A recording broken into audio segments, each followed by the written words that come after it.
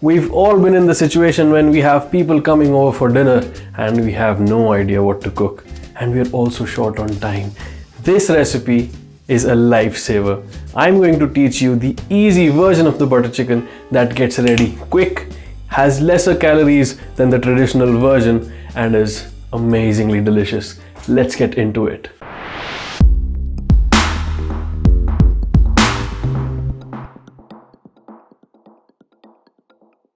First, heat on kadai, get it real nice and hot, and then use a little bit, just a teaspoon of oil.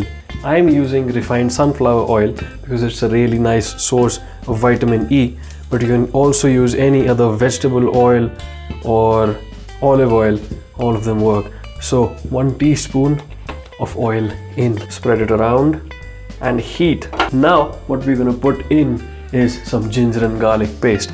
You can buy store-bought ginger and garlic paste, but what I'm going to do is make fresh ginger and garlic paste. 6 to 7 pods of garlic, smash.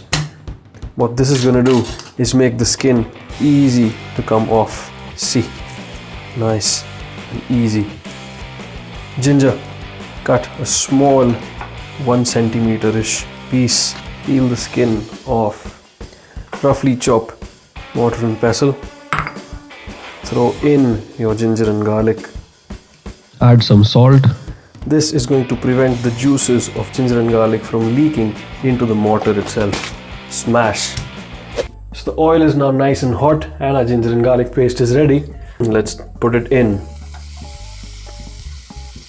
Now we want to sort of shallow fry the ginger and garlic in the hot oil so that it gets rid of its rawness. Turn the heat down. Now coming to one of the main ingredients of this recipe, tomato puree. I'm using a store-bought tomato puree.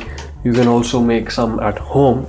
Just remember, when you are making tomato puree at home, roast the tomatoes in a pan first and then grind them, because that's going to prevent the red bright color of tomatoes from going away. So I'm going to use around 150 grams of this tomato puree, which is around 3/4 of this box. And as soon as I put it in the hot pan, it's going to splash and splutter around.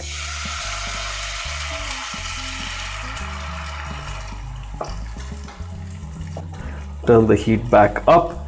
So what we wish to do now is to cook this tomato puree at high heat. What it's going to do is it's going to release its moisture and it's going to turn into a thicker and darker paste, getting rid of its raw tanginess and giving you a really nice tomato flavor.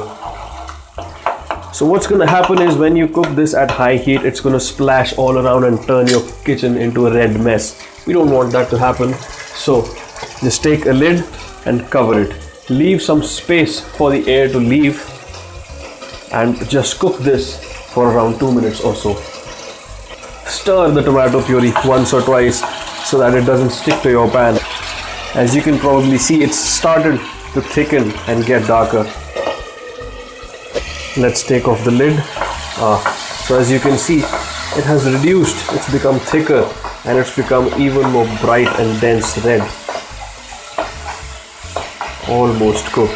So now, as this is almost cooked, I'm going to put it to a simmer,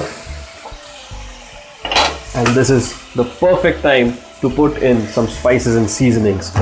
So what we're going to put first, salt. 1.5 teaspoons of salt.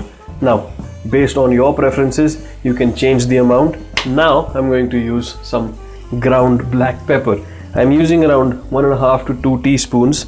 Black pepper has this really dense heat to it, so it goes really well against that tanginess of the tomato. So gives the dish a really nice balance of flavor.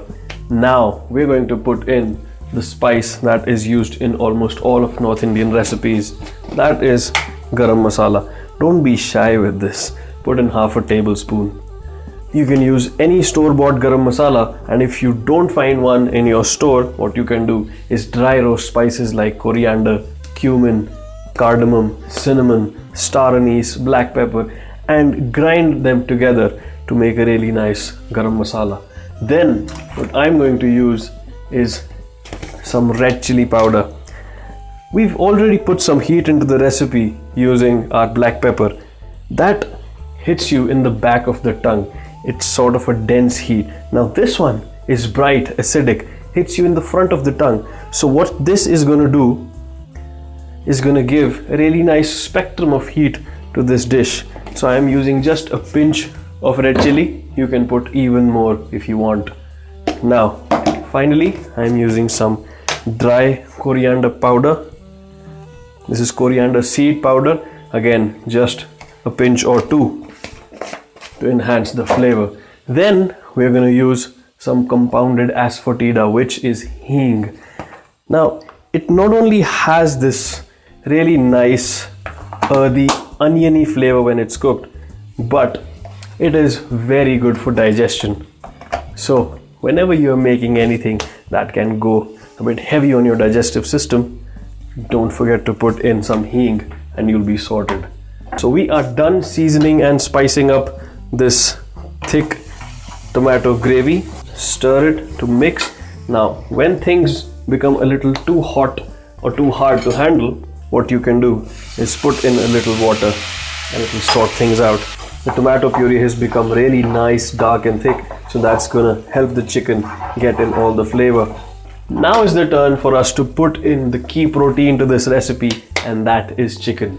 So I am using a skinless curry cut of chicken, which means it has all types of pieces: breast, legs, thighs, wings, all of them. So when you're cooking chicken, make sure that it is at room temperature and you've taken it out of the fridge for some time, because what happens that in the fridge the muscles of the chicken contract and become tight. If you throw it in the pan right after taking it out of the refrigerator, what's going to happen is you're going to get really hard and chewy chicken, dry chicken, because it's going to leave all of its moisture out as the muscles are tight. So the best way to have chicken for cooking is to have it at room temperature. Now stir it around so that the chicken gets coated in that thick red sauce that is beautifully spiced and seasoned. Smells nice already.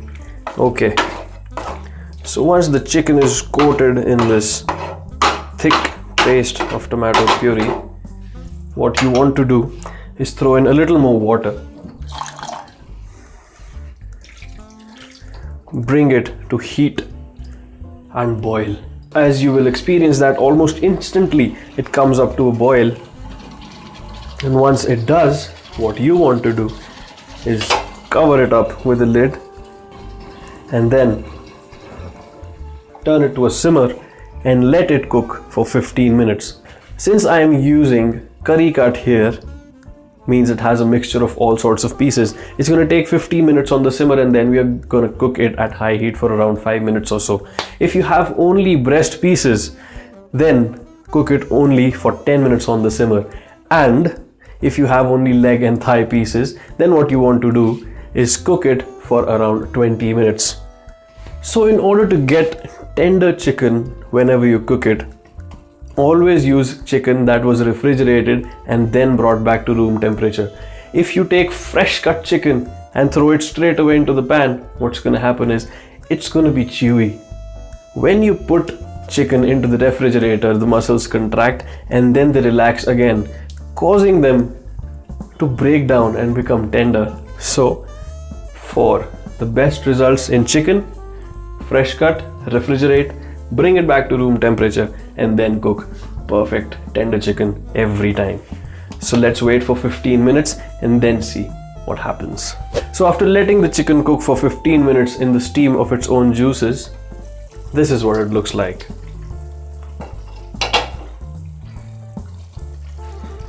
So I'm gonna give it a little stir. Wow, looks tempting already. Now we are going to put the ingredient that brings out that richness, that creaminess, that royal flavor of butter chicken. Full cream milk. Yes, full cream milk. Not toned milk, not skimmed milk, not low fat milk. Proper full cream milk. Don't be afraid of the dietary fats that you get with milk. because dietary fats are in no way related to the fats that you have around your gut. What matters is the total calorie intake, and I'm going to give you the full detail of calories and macronutrients of this dish when it is ready. Milk in a beer mug, thug life. So we're gonna put in 1 cup of milk into this dish. Now I won't put in all at once, I'm just gonna put half, let it cook, and then put the rest. So putting in half a cup of milk. As you can see, the color has kind of changed. It has turned into this orange sort of color. So what you want to do is turn on the heat, stir this around, and you can see that signature color of the butter chicken start to develop. It's become nice and orange right now. Once you let it boil on high heat, again it's going to thicken, the milk is going to reduce, and that's going to bring out that creaminess of milk. So let it cook for around 3 to 4 minutes while it is boiling, and keep on stirring occasionally. As you can see, after a couple of minutes, the gravy has become a bit more thick. The color has become really nice and bright orange. Cooking is all about learning what you like to eat.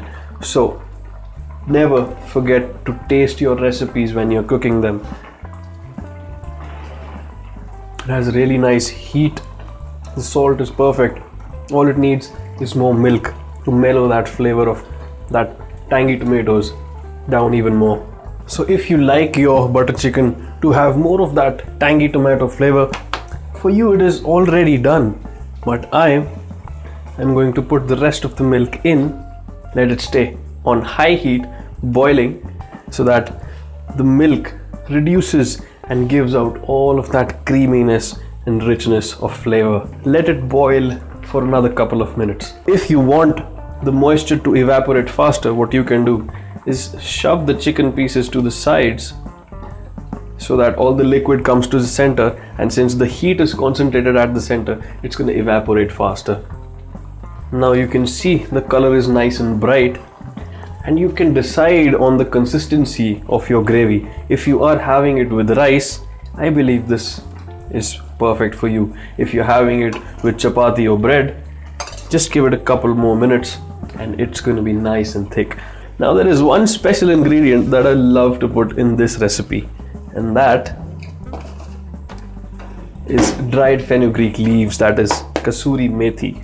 Now you might have noticed that apart from the tangy tomatoes, everything that we put in was countering that flavor of the tomatoes, right? So this also does the same. Kasoori Methi has this really curious mild bitterness to it.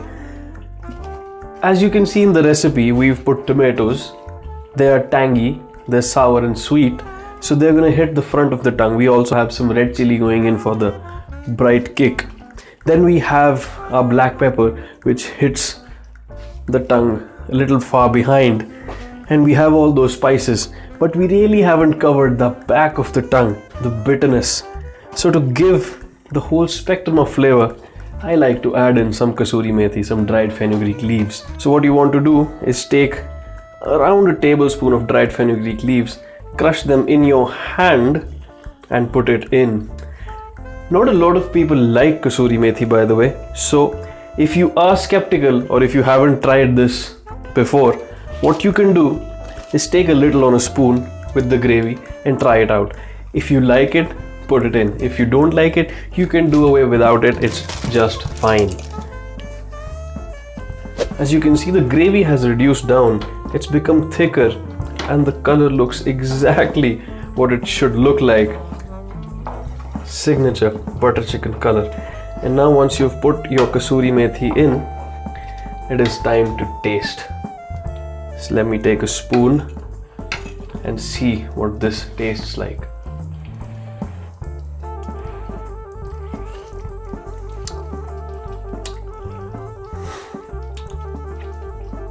Incredible, amazing. This recipe never ceases to surprise me. I've been having it for so long.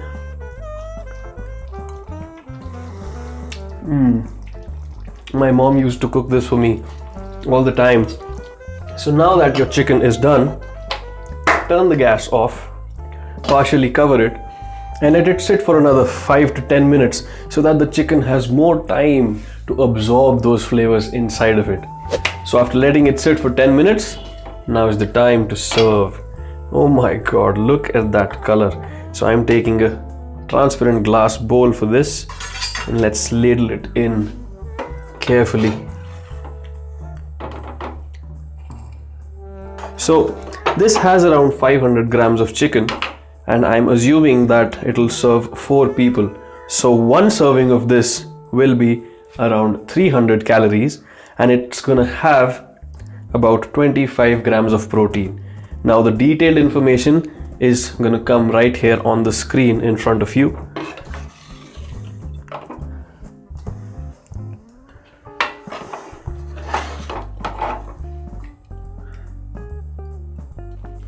So take a kitchen towel and wipe off the sides, because your presentation really matters. You want to serve it in a nice and clean bowl.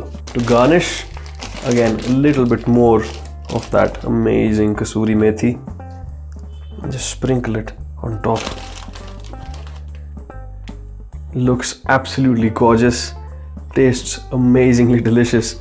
I just can't wait to dig into this. I'm always open to suggestions, questions and comments. Please leave them down below. If you liked the recipe, hit the like button.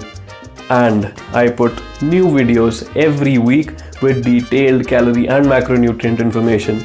So please don't forget to subscribe. Thank you.